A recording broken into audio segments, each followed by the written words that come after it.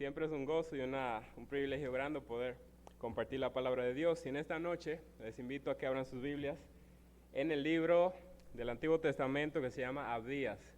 Se está después de Ezequiel, Daniel, Oseas, Joel, Abdías. Bueno, Amós y ahí entonces Abdías. Y vamos a tener el estudio de este libro en la voluntad del Señor en esta noche. Profeta Abdías.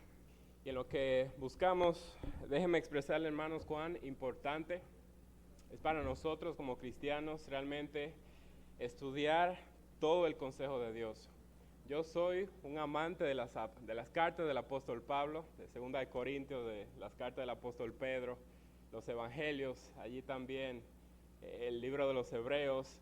Pero hermanos, realmente no solo el Nuevo Testamento es la palabra de Dios, sino que es todo el Antiguo Testamento y el Nuevo Testamento también. Entonces es tan importante realmente que nosotros miremos, estudiemos y nos preocupemos por conocer no solo el Nuevo Testamento, sino también todo el consejo de Dios. Y es lo que Pablo le expresa ahí a la iglesia cuando él se estaba despidiendo. Él le dice: yo no he rehuido de anunciarles todo el consejo de Dios. Es de tapa a tapa, todas las escrituras. Y vamos a estudiar aquí este libro en esta noche, en la voluntad del Señor, y vamos a comenzar leyéndolo. Como usted se va a dar cuenta, es un solo capítulo, por lo cual estos 21 versículos nos lo podemos leer ahí de una sentada. Y dice así la palabra del Señor. Abdías, vamos a estar también aquí delante presentando un par de cosas. Abdías, versículo 1 de su único capítulo. Dice de la siguiente manera: visión de Abdías. Jehová el Señor ha dicho en cuanto a Edom de la siguiente manera: hemos oído el pregón de Jehová, y mensajero ha sido enviado a las naciones. Levantaos y levantémonos contra este pueblo en batalla. He aquí, pequeño te he hecho entre las naciones, estás abatido en gran manera. La soberbia de tu corazón te ha engañado. Tú que moras en las hendiduras de las peñas, en tu altísima morada, y que dices en tu corazón: ¿quién me derribará a tierra? Si te remontares como águila, y aunque entre las estrellas pusieres tu nido, he aquí te derribaré, dice Jehová. Si ladrones vinieran a ti, o robadores de noche, ¿cómo has sido destruido? ¿No hurtarían de ti lo que les bastase? Si entraran vendimiadores a ti, ¿no dejarían algún rebusco? ¿Cómo fueron escudriñadas las cosas de Saúl? Sus tesoros escondidos fueron buscados. Todos sus aliados te han engañado. Hasta los confines de la tierra te hicieron llegar. Los que estaban en paz contigo prevalecieron contra ti. Los que comían tu pan pusieron lazo debajo de ti. No hay en ello entendimiento. No haré que perezcan en aquel día, dice Jehová, los sabios de Edom y la prudencia del monte de Saúl. Tus valientes, oh Temán, serán amedrentados, porque todo hombre será cortado del monte de Saúl por el estrago.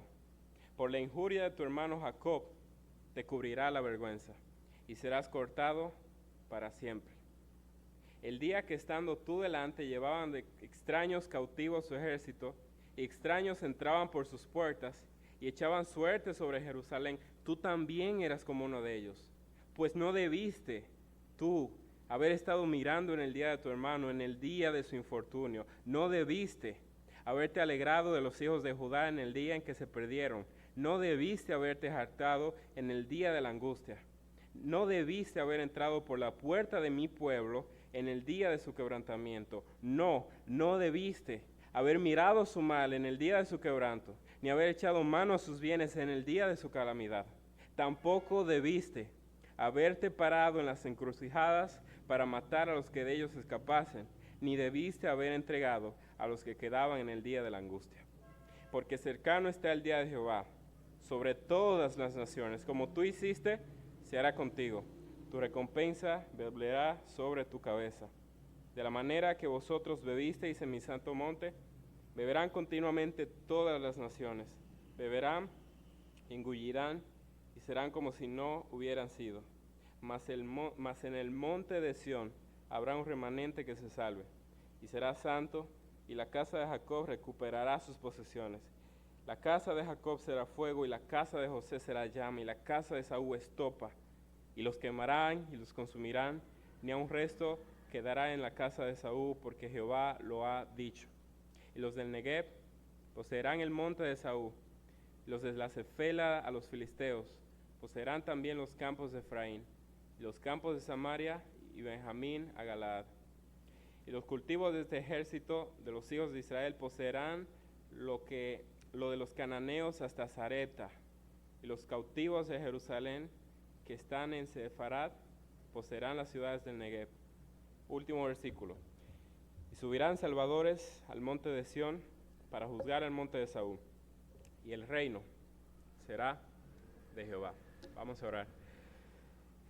Padre, estamos en esta noche delante de este libro de tu escritura, este pasaje, Señor, y rogamos que por medio de tu Espíritu tú nos hagas entender, Señor, tu palabra. Ayúdanos a entenderla, a saber qué dice, y más allá de eso, Señor, ayúdanos a ser cambiados por medio de ella. Y ayúdanos, Señor, como iglesia, como hermanos y como individuos también, Señor, a aplicar las verdades de tu escritura a nuestra vida. Señor, que esto sea más que conocimiento, Padre, más que conocimiento, que tú nos moldees a la imagen de Cristo. Es nuestra oración. En el nombre de Jesús, amén. Aquí tenemos entonces, hermanos, un pasaje del Antiguo Testamento. Hay muchas consecuencias de no estudiar correctamente el Antiguo Testamento, y una de las más grandes que vemos el día de hoy es que muchas veces se toma cualquier pasaje de ahí del Antiguo Testamento y uno dice, wow, esto es una bendición y eso es para mí. Y mucha gente dice, esa bendición es para ti, mi hermano, y sí, el Señor quiere que tú tengas eso y que tengas aquello. Y realmente se está torciendo el sentido de la Escritura, en el sentido de que hay pasajes que nosotros tenemos que ver en su contexto, tenemos que ver a quién se habla, a quién se le dirige, y entonces poder entender toda la Escritura. Y no hacer eso realmente ha traído consecuencias en la manera en que muchas veces se predica el día de hoy. Como vemos en el estudio de los domingos, no sé, en el estudio de domingos allí, viendo nosotros la diferencia entre la iglesia e Israel, que es súper interesante, vemos como Israel se le dan promesas terrenales, materiales, entonces a la iglesia se le dan promesas celestiales. Pero muchas veces se hace lo siguiente, vamos allá al Antiguo Testamento porque yo quiero que el Señor me bendiga con muchas riquezas solamente. Y no me importan las riquezas celestiales que son para mí como miembro de la iglesia, solo me importan las riquezas terrenales. Y eso es lo que muchas veces se hace. Sin embargo, como decía un hermano, una ilustración que daba es, si la iglesia quiere apropiarse de las promesas al pueblo de Israel, es como un muchacho grande como yo, que vaya donde un niño y le quite una paleta. Es decir, ¿por qué yo me habría de interesar en una paleta que se está comiendo un niño? O sea, eso es algo muy pequeño y significante para mí. Para el niño quizá no, pero para mí sí. Entonces, como iglesia, querer apropiarse de riquezas terrenales y tener los ojos solamente puestos en eso, sería algo así, igual de absurdo, como un muchacho grande, como un hombre queriendo robar la paleta a un niño, porque nuestras promesas son mucho más grandes, hermanos. Las promesas de la iglesia no son cosas que perecen, son cosas que permanecen para siempre. Por eso no tiene precio lo que el Señor nos ha prometido. Vamos entonces aquí a entrar al libro de Abdías y vamos a pasar ahí la segunda imagen. Vamos a primero a ver un contexto más grande de toda la Escritura. Aquí tenemos la división de la Biblia, específicamente del lado izquierdo ahí del Antiguo Testamento. Si nos fijamos, la Biblia tiene una división que podríamos destacar de la siguiente manera. La ley o el Pentateuco, que son los primeros 5 libros, Génesis, Éxodo, Levítico, Números, Deuteronomio. Luego tenemos un paquete de libros de historia. Ahí entra la historia de Josué, de los jueces, de los reyes, Crónicas, Samuel, etc. Luego tenemos poesía, libros poéticos que son Salmos, Proverbios, Lamentaciones y así. Y luego tenemos profetas mayores, que son Isaías, Ezequiel, Daniel y Jeremías. Y terminamos el Antiguo Testamento con una lista de profetas menores, lo que se llaman profetas menores, que van desde Oseas hasta el último, que es Malaquías. Y de esta manera podríamos dividir el Antiguo Testamento. Sin embargo, hermanos, este no es el orden cronológico exacto. Entonces vamos a ir a la siguiente imagen y yo quisiera que veamos cuál es el orden cronológico histórico de los profetas menores específicamente. A ver si podemos pasar a la siguiente. Ok, aquí está. Y la que va después de eso también, por favor. Ok, aquí tenemos una lista de los profetas. Tenemos preexílicos, exílicos y postexílicos, y más adelante vamos a ver qué significa eso. Entonces, realmente, en el orden cronológico, histórico, nosotros no comenzamos con Oseas, sino que comenzamos con Abdías, y después sigue Joel, y después Jonás, Amós, Oseas, y así, así, así. Después le sigue entonces Daniel, Ezequiel, Jeremías, y después entonces los Ageos, Zacarías y Malaquías. Entonces sería el orden histórico en que los profetas van escribiendo sus escritos y sus profecías. Entonces vamos a darle a la anterior, no la siguiente, sino la anterior. Aquí hay 14 palabras. Y estas 14 palabras, podríamos decir, hermanos, que resumen cuál es la narrativa del Antiguo Testamento. Esas 14 palabras. Número 1, creación.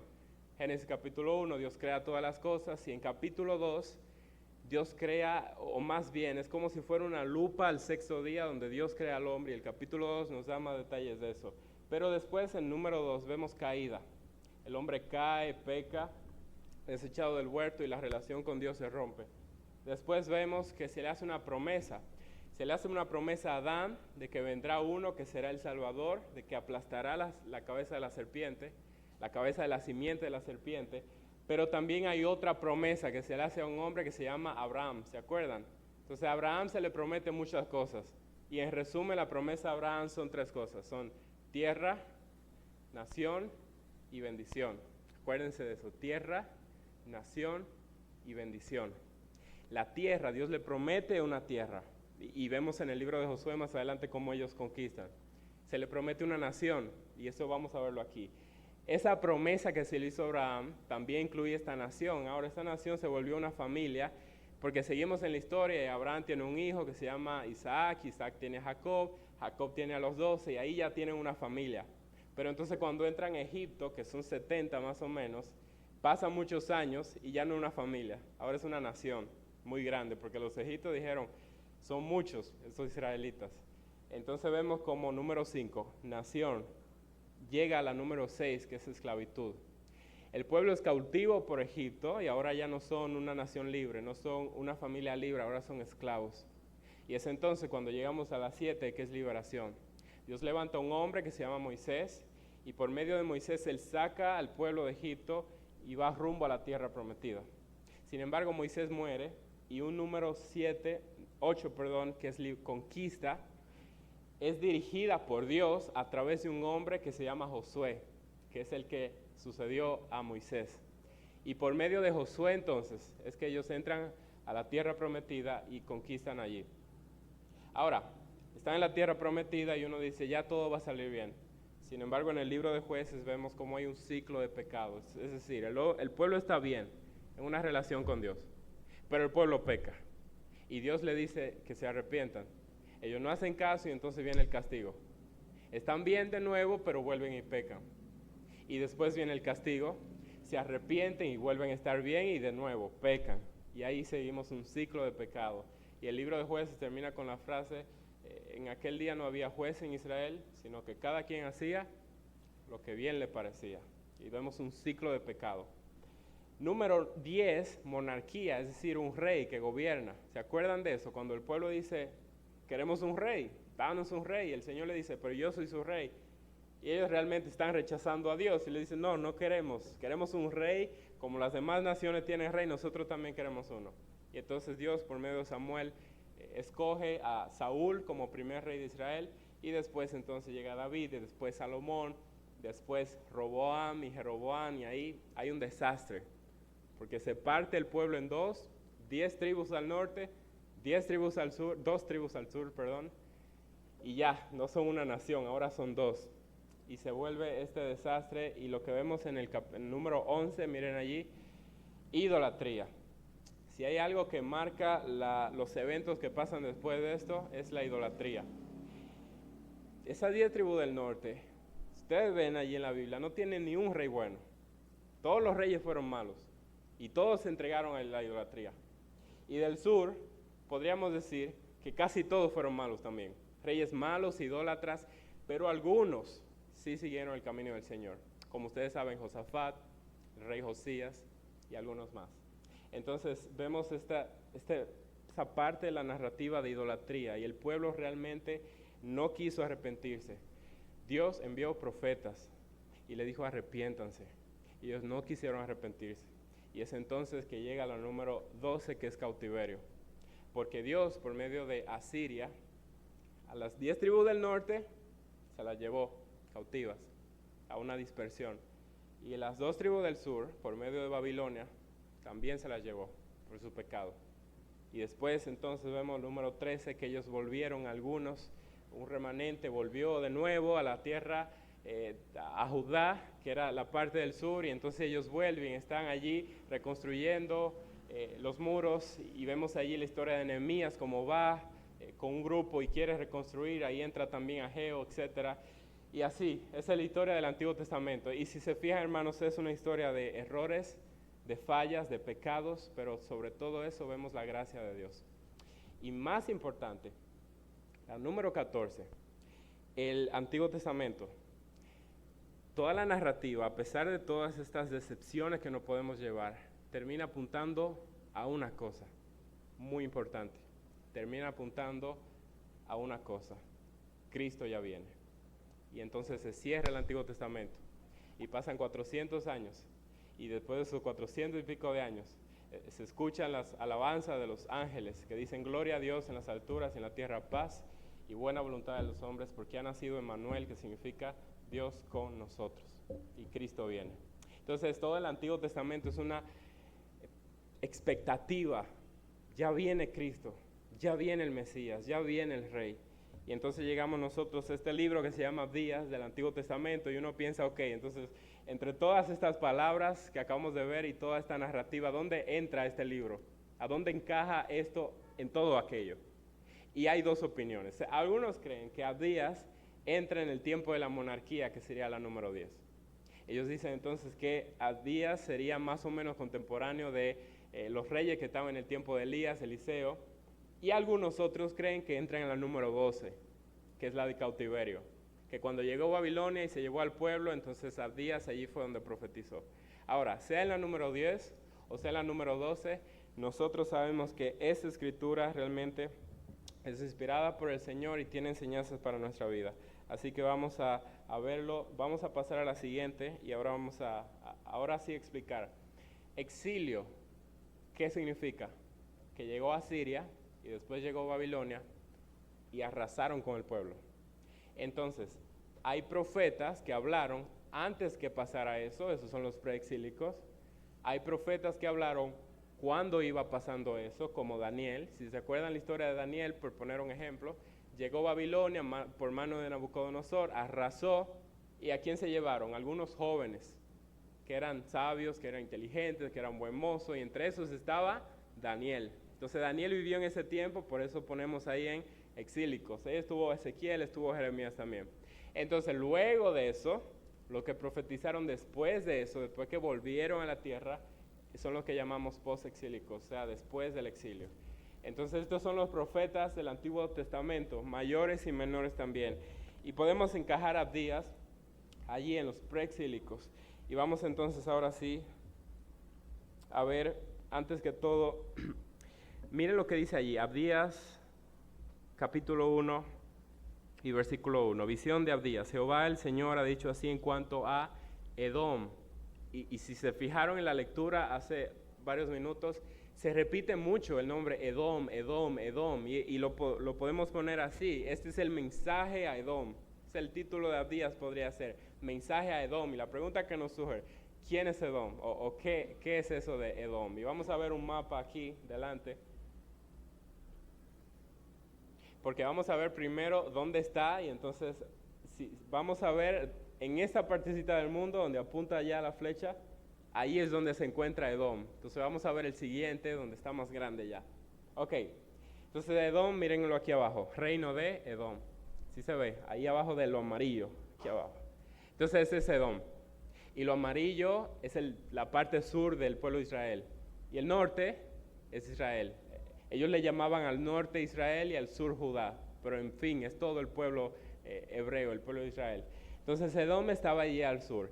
La pregunta que surge, ¿quién es Edom? ¿Quién es Edom? Y Edom fue el nombre que recibió un personaje famosísimo del Antiguo Testamento que se llamó Esaú. Y es muy interesante porque la palabra Edom significa algo rojizo. Si ustedes se acuerdan la historia, estaba Esaú por allá afuera cazando y Jacob estaba en su casa haciendo su comidita y hace un guiso rojo. Y llega Esaú entonces y ahí hubo un problema entre ellos dos y finalmente Esaú llega y termina vendiendo la primogenitura a su hermano menor Jacob. ¿Por qué? Por un guiso rojo. Entonces Edom es muy interesante porque el nombre tiene que ver con algo rojizo, igual que el guiso rojo que le preparó Jacob. Entonces, Edom es el nombre que recibió Esaú, el hermano de Jacob. Y es muy interesante porque Israel viene siendo Jacob y Edom viene siendo Esaú, los dos hermanos. Ahora, no son ya dos personas, porque después se volvieron dos familias, pero esas dos familias después se volvieron, ¿qué? Dos naciones. Y vamos a ver que una y otra vez se dan problemas y problemas y problemas entre estas dos personas. Uno de ellos, si me acompañan por favor, Números capítulo 20 y versículo 14. O sea, la historia no quedó en la reconciliación, sino que las familias de Jacob y Esaú tuvieron choques más adelante. Números 20, 14. Y antes de leer, recalco, Jacob y Esaú se reconciliaron, pero más adelante la familia tuvieron problemas. Vamos a ver lo que dice. Envió Moisés embajadores al rey de Edom desde Cades, diciendo, así dice Israel tu hermano, tú has sabido todo el trabajo que nos ha venido, cómo nuestros padres descendieron a Egipto y estuvimos en Egipto largo tiempo, y los egipcios nos maltrataron y a nuestros padres, y clamamos a Jehová, el cual oyó nuestra voz, y envió ángel y nos sacó de Egipto. Y aquí estamos en Cades, ciudad cercana a tus fronteras. Versículo 17. Te rogamos que pasemos por tu tierra. No pasaremos por labranza, ni por viña, ni beberemos agua de pozos. Por el camino real iremos sin apartarnos ni a diestra ni a siniestra, hasta que hayamos pasado tu territorio. Entonces Edom les respondió, no pasarás por mi país. De otra manera saldré contra ti armado. Y los hijos de Israel dijeron, por el camino principal iremos, y si bebiéramos sus aguas, yo y mis ganados daré el precio por ellas. Déjame solamente pasar a pie, nada más. Pero él respondió, no pasarás. Y salió Edom contra él con mucho pueblo y mano fuerte. No quiso pues Edom dejar pasar a Israel por su territorio, y se desvió Israel de él. Entonces, ellos estaban en Egipto, que queda más hacia el sur. Pasaron años y años y años de trabajo, de esclavitud. Finalmente están dirigiéndose allí hacia la parte amarilla y azul, a la tierra prometida.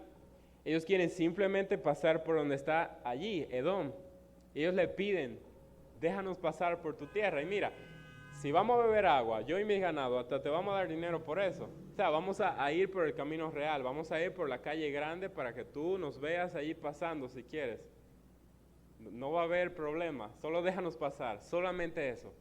Y Edom le dice, no te dejaré pasar. Y vemos qué problema. Entonces se gana Edom, porque ¿quién había mandado al pueblo a ir a la tierra prometida? El Señor. Y Edom prácticamente está diciendo, no nos importa quién te haya mandado, tú no vas a pasar por aquí. Entonces, en verdad, Edom no se está rebelando solamente con Israel, Edom se está rebelando con el Dios de Israel, con el Todopoderoso, el que los mandó a ellos. Y vemos esto, y vemos algunos problemas más que surgen entre ellos allí. Otro que podríamos citar es, en el tiempo en que ellos fueron tomados por Babilonia, el pueblo de Judá, Edom también participó de eso.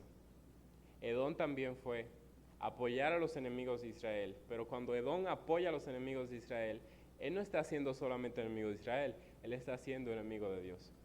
Y por eso, mis queridos hermanos, es que llegamos aquí a la profecía de Abdías y leemos lo que el Señor tiene para decirles. Vamos a pasar una más aquí delante y entonces vamos a entrar al texto. Un bosquejo general. ¿Cómo podemos dividir estos 21 versículos? En 3 partes. Sencillo. Número 1, destino de Edom. Número 2, denuncia contra Edom. Y número 3, el día de Jehová. Entonces, del versículo 1 al 9 podríamos llamarlo, este es el destino de Edom. Del 10 al 14 podríamos decir, esta es la denuncia de Dios contra Edom.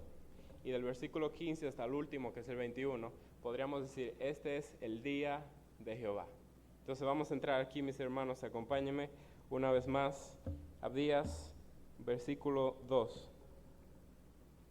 Y vamos a ver el destino de Edom. ¿Cuál es el destino que Dios ha prefijado para este pueblo que se ha vuelto enemigo de Dios? Dice allí versículo 12, aquí pequeño te he hecho entre las naciones, estás abatido en gran manera. Edom se creía grande, el Señor te dice, yo te he hecho pequeño. Mira el versículo 3, la soberbia de tu corazón te ha engañado. La soberbia de tu corazón te ha engañado. Es decir, este es tu pecado, es que tú eres soberbio. Es que has sido soberbio y eres soberbio. Y mira lo que dice, tu soberbia te ha engañado. No lo vemos eso a veces cuando hay una persona que podemos distinguir que tiene un poco de soberbia y pareciera que esa persona no se da cuenta de lo soberbio que es, porque está de alguna manera cegado en su orgullo y podríamos notar eso y las demás personas se dan cuenta. Y el gran problema es que todos se pueden dar cuenta, pero aquel no se da cuenta. Aquel que tiene la soberbia en su corazón no se da cuenta. Y el Señor le está diciendo, tú te has dejado engañar por tu soberbia. Estás ciego. Estás nublado con tu orgullo y no dejas ver bien. Tú que moras en las hendiduras de las peñas, en tu altísima morada, y que dices en tu corazón, ¿quién me derribará a tierra? Mira, Edom tenía una ciudad que se llamaba Petra, que estaba así en lo alto. Ellos decían, a nosotros nadie nos va a hacer nada. Pues estamos aquí en lo alto y pasar por ahí, muy difícil. Somos los fuertes aquí, no tenemos miedo de nada. Y el Señor le dice, tú que habitas allá arriba, en las hendiduras de las peñas, en tu altísima morada, y tú que dices, a mí nadie me baja de aquí, el Señor dice, versículo 4, si tú te remontares como águila, y aunque entre las estrellas pusieras tu nido, de allí te derribaré, dice Jehová. Es decir, tú puedes ir lo más lejos que tú quieras. Tú puedes ir y poner tu casa allá en las estrellas, en lo más alto que tú quieras, pero de allí yo te voy a derribar, dice el Señor. Versículo 5, si ladrones vinieran a ti o robadores de noche, ¿no hurtarán lo que les bastase? Cuando alguien roba, hermano, cuando se mete un ladrón a una casa, él no se va a llevar todo, o sea, él se va a llevar lo más rápido que agarre, y por ahí se va. Como dicen, aunque sea las paredes deja. Piensa solamente, yo no sé si a usted le ha pasado, le ha tocado vivir una experiencia ahí parecida, con que entren a su casa y les roben algo, pero el ladrón no va a la casa y se pone a chequear y abre el closet y a ver, y se pone a abrir cartera y mochila y caja, y vamos a sacar la caja vieja que siempre hay por ahí en el cuarto a ver qué tiene. El ladrón no hace eso. El ladrón llega, agarra y por ahí se va. Y aquí el Señor le está diciendo, si los ladrones vinieran a ti, ¿no robarían lo que les bastase? Es decir, si llegan a tu pueblo ladrones, ellos van a llegar, ellos van a tomar lo primero valioso que encuentren y por ahí se van a ir. Pero el Señor le dice, no va a pasar así contigo. Si los vendimiadores, que es lo que recogen en las viñas, llegaran a ti, no dejarían algún rebusco, no dejarían algún racimito por ahí, aunque sea, alguna uvita que se le quede, algo por lo menos. El Señor le dice, si es verdad que los ladrones van, agarran y por ahí se van, o los vendimiadores, por ahí se le va una uvita, un racimo que se le olvida, se le escapa, y se llevan lo que pueden, pero contigo no será así. ¿Cómo va a ser contigo? Mira versículo 6, como fueron escudriñadas las cosas de Saúl, sus tesoros, ¿cómo fueron escudriñadas las cosas de Saúl? Sus tesoros escondidos fueron buscados, es decir, hasta lo más recóndito, hasta lo más escondido que tú tengas, hasta ahí van a llegar y van a tomar de ti. Y el Señor está profetizando esto por medio de Abdías. Él está diciendo, a ti Edom, a ti que te glorías, a ti que te jactabas, tú que te sentías orgulloso y que tu soberbia te había engañado, a ti van a llegar personas y no van a dejar nada. Lo más escondido lo van a tomar de ti. Y todo por culpa de tu soberbia. Mira versículo 7. Todos tus aliados te han engañado. Tus aliados, o sea, tus amigos, los pueblos con los que tú creías tener diplomacia y que tenían, ellos te van a traicionar. Hasta los confines te hicieron llegar. O sea, hasta lo más último de la tierra. Hasta allá te van a dejar. Sí, es fuerte lo que el Señor le está diciendo aquí. Los que estaban en paz contigo prevalecieron contra ti. Los que comían tu pan pusieron lazo debajo de ti, no hay ello entendimiento. Eso no se entiende, pero eso es lo que va a pasar contigo. Eso no se entiende, que tus amigos y que la gente que está en paz contigo, los que están sentados contigo, los que andan en tu pueblo, tus pueblos, amigos, vecinos, ellos te van a traicionar. Dice el versículo 8, no haré que perezcan en aquel día los sabios de Edom y la prudencia del monte de Saúl, y tus valientes serán amedrentados, porque todo hombre será cortado del monte de Saúl por el estrago. Es decir, no va a quedar nada, pero tampoco va a quedar nadie. Incluso los más sabios, intelectuales y aquellos pensadores, incluso ellos van a caer. Incluso los valientes, los hombres de guerra, y ellos van a caer también. Y ese es el destino que el Señor ha prefijado para Edom. Y es fuerte estas palabras, son fuertes estas palabras. Ahora, ¿por qué? ¿Por qué el Señor ha prefijado este destino para Edom? ¿Por qué vemos que Edom, Dios ha profetizado, esto va a pasar con ustedes? ¿Cuál es la razón? Y la razón se van a dar en la denuncia contra Edom del versículo 10 al 14. Lean conmigo. Por la injuria a tu hermano Jacob te cubrirá la vergüenza y serás cortado para siempre.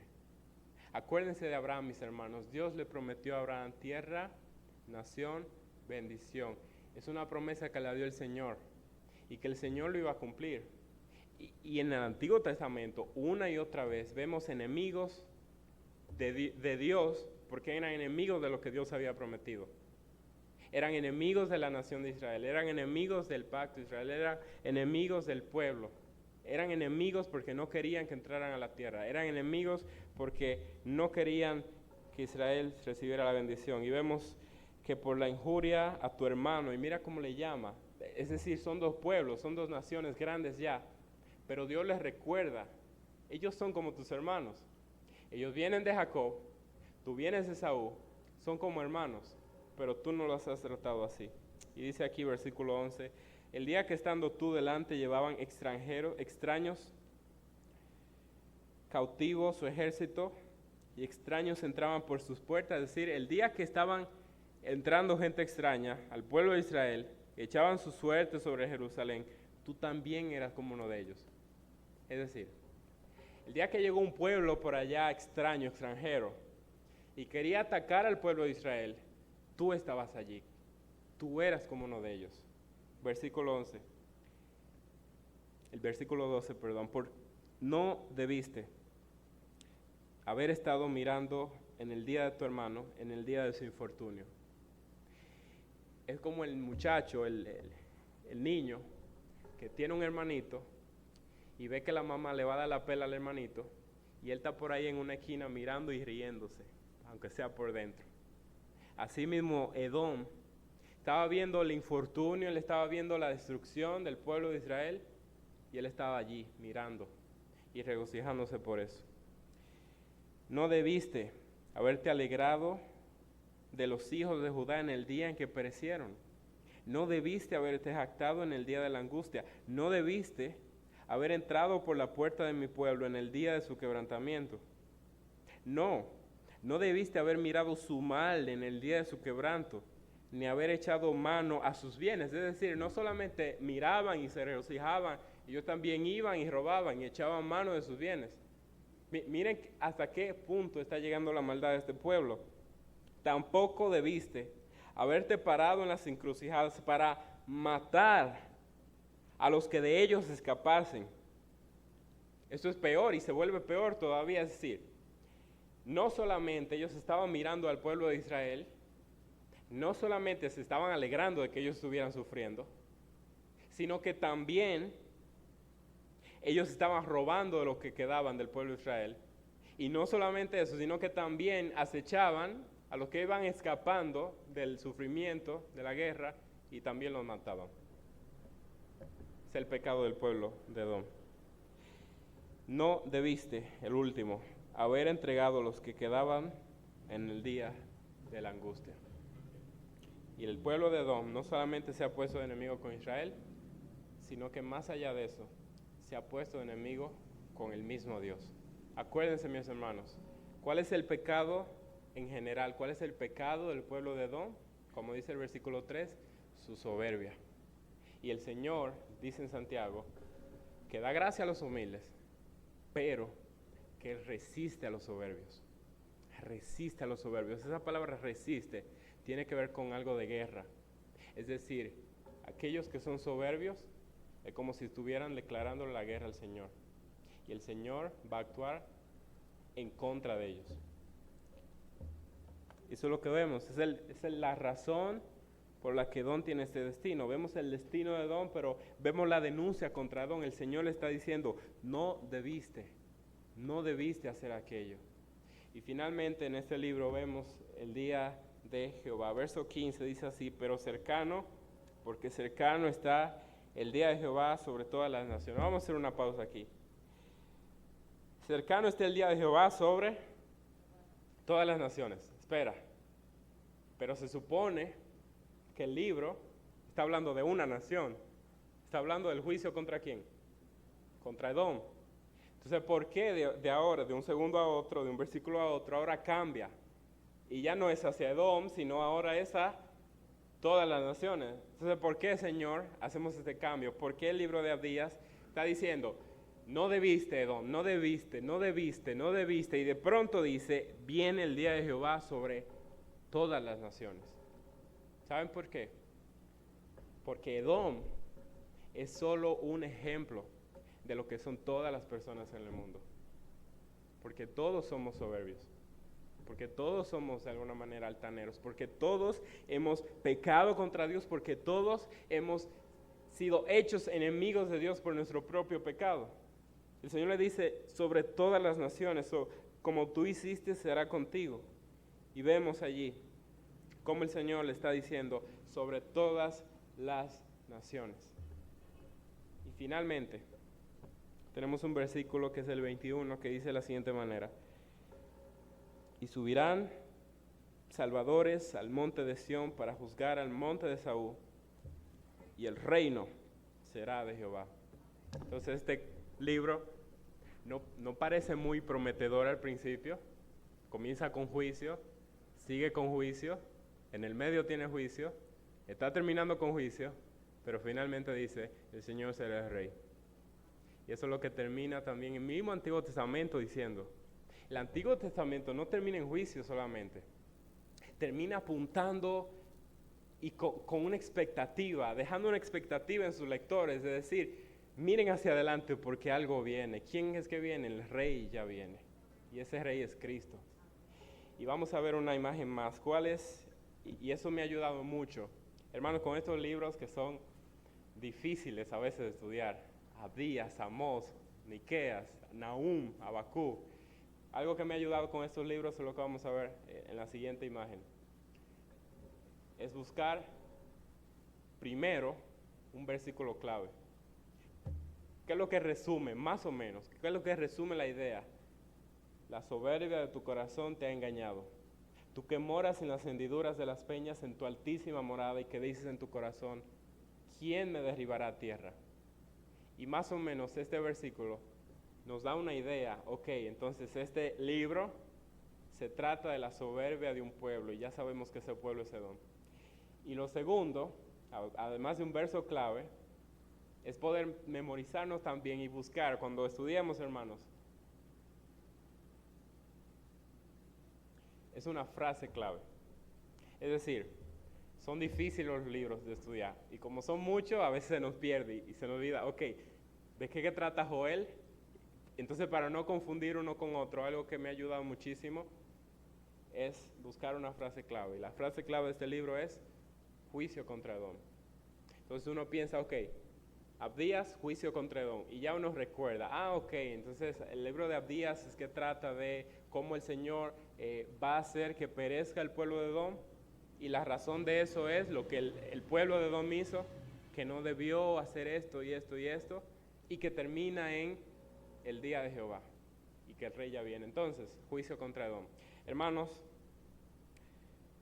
no debemos nosotros pensar que el culpable de toda la historia, al ver este capítulo, al ver este libro de la Escritura, no podemos nosotros quedarnos atrás y decir, sí, muy bonito, y qué mal que le fue a Edom, debieron ser más humildes. Y uno pararse atrás y decir, bueno, ellos recibieron lo que merecían, sino que esto nos ayuda. Y como veíamos aquí también en el verso 15, esto nos ayuda a ver de que yo también soy como Edom, de que yo soy soberbio y que a veces soy altanero, y que hay cosas que uno piensa, hay muchas fuentes de soberbia en nuestra vida, en nuestro corazón, hay muchas fuentes, dónde nacimos, cómo nos criaron, en qué trabajamos, lo que estudiamos, lo que tenemos, como compartí el otro día, cuando yo venía en 2 gomas y ahora vengo en 4 también. Muchas cosas que se vuelven fuentes de soberbia en nuestro corazón. Y el Señor le dice, no debiste, pero también, hermanos, en nuestra historia y en nuestro caso, no terminamos en juicio por la misericordia del Señor. Eso es lo único. Es decir, este juicio, y peor, me tocaba a mí también. Pues yo soy altanero y soy soberbio. Eso me tocaba a mí también. Pero por la gracia de Jesucristo, que fue clavado allí en la cruz y que cargó mi pecado de soberbia, por su gracia, es que hoy somos libres. Que podemos decir, el Señor ha tenido misericordia. Y también, hermanos, se le preguntó hace mucho tiempo a un predicador, ¿qué yo debo hacer para ser más humilde? Y este joven que le hizo la pregunta al predicador, él esperaba de que el predicador le dijera algo como, ok, tú tienes que hacer esto y esto y esto y esto, entonces haciendo esto, tú vas a ser más humilde. Solo que el joven esperaba que le dijeran, pero el predicador no le dijo eso. El predicador le dijo, no hay algo que tú puedas hacer por ti mismo que te va a hacer más humilde. Porque si hay algo que tú puedas hacer por ti mismo que te va a hacer humilde, entonces después tú vas a decir, yo soy humilde porque hice esto. Y ahí después vuelve la soberbia, una vez más. Es decir, si yo puedo tener un plan y yo digo, ok, haciendo esto yo voy a ser más humilde, yo me voy a jactar, me voy a gloriar que yo tengo ese plan para ser más humilde. Y ya, se cayó todo de nuevo. El predicador le dijo, mientras más tú mires a la cruz de Jesucristo, más tú vas a ser humillado. Porque más tú vas a ver que eres un pecador, necesitado, miserable, y que requieres de la gracia del Salvador. Y que Él, no por lo bueno que tú eres, no por lo excelente que tú eres, no por lo grandioso que tú eres, sino por su propio afecto, por el puro afecto de su voluntad, dio su vida por ti en el madero. Eso te va a hacer humilde. Eso te va a hacer humilde. La cosa más contradictoria en el universo es que un cristiano sea soberbio. Es lo más propenso, pero al mismo tiempo lo más contradictorio. Porque una persona que no tenía esperanza, que estaba sin Dios, que no tenía nada con qué salvarse, una persona que ha llegado a un punto en el que reconoce, sabe y siente de que es un pecador terrible y que merece el juicio de Dios, pero que por gracia del Señor, por dar su vida en la cruz, él puede ser salvo, no por algo que él puede hacer, sino por lo que Cristo ya hizo, y venir humillados ante él a su cruz. Eso nos hace humildes, hermanos. Eso nos hace humildes. Frase clave de Abdías: juicio contra Edom. Y ese juicio debería caer sobre nosotros. Y más aún. Pero por la gracia y la misericordia del Señor, somos salvos. Somos perdonados. Y podemos tener gracia. Quiero que enfoquemos estos últimos momentos en una cosa. Un pensamiento. ya sabemos cuál es el mensaje, ya sabemos cuál es la frase clave, ya sabemos más o menos de lo que habla este libro, pero fijemos nuestra cosa en lo último que dice el capítulo, este libro. Y lo último que expresa este libro es la frase, y el reino será de Jehová. O sea, es impresionante. Génesis 3, el hombre peca. Sin embargo, Dios le dice, vendrá uno que traerá victoria.